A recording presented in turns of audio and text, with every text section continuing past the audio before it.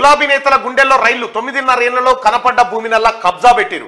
అంతులేని అవినీతికి పాల్పడ్డ మెజార్టీ ఎమ్మెల్యేలు, ప్రశ్నించిన వారిపై అక్రమ కేసులు, జర్నలిస్టులకు సైతం బెదిరింపులు. కాంగ్రెస్ అధికారంలోకి రావడంతో వణుకు. సీఎం రేవంత్ కొరడా జులిపిస్తారేమోనన్న భయం. హస్తం గుటికి చేరేందుకు రాయబారాలు షురు. ఎక్కడ కూడా కాంగ్రెస్ పార్టీ ఎమ్మెల్యేలు ఎవరైతే గెలిచిరో 54 మంది, మీ అందరికీ చేసే రిక్వెస్ట్ ఒకటే, గతంలో ఎమ్మెల్యేల దగ్గర పిఏలుగా, పిఎస్లుగా, సెక్రటరీగా పనిచేసినటువంటి సిబ్బందే మళ్ళీ మీ దగ్గరకు వస్తారు. మీ దగ్గర పనిచేస్తాం మాకు అంత తెలుసని వస్తారు. దయచేసి వాళ్ళని ఎట్టి పరిస్థితులు తీసుకోకండి. కాంగ్రెస్ పార్టీ క్యాడర్ ను ఇబ్బంది పెట్టినోళ్ళు వాళ్ళే. కాంగ్రెస్ పార్టీ కార్యకర్తలను చాలా ఇబ్బందులకు గురి చేసినటువంటి వాళ్ళే మళ్ళీ మీ దగ్గరకు వస్తా ఉన్నారు. దయచేసి ఎట్టి పరిస్థితిలో వాళ్ళని తీసుకోకండి.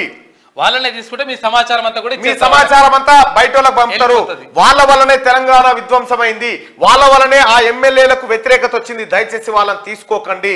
కాంగ్రెస్ పార్టీ కార్యకర్తలను మీ కడుపులో పెట్టుకోండి. 10 ఏళ్ల పాటు వాళ్ళు పడ్డ కష్టాన్ని మీరు కడుపులో పెట్టుకోండి. రెండో విషయం ఏంటంటే, ఇక ఈ పిఆర్ఎస్ పార్టీ ఓడిపోయింది కాబట్టి అధికార పార్టీ దిక్కు రావాలి, మనం చేసిన అక్రమాలు కప్పిపుచ్చుకోవాలని కొంతమంది బీఆర్ఎస్ నాయకులు కింది స్థాయిలో వస్తూ ఉంటారు. వాళ్ళని ఎట్టి పరిస్థితిలో చేర్చుకోకండి.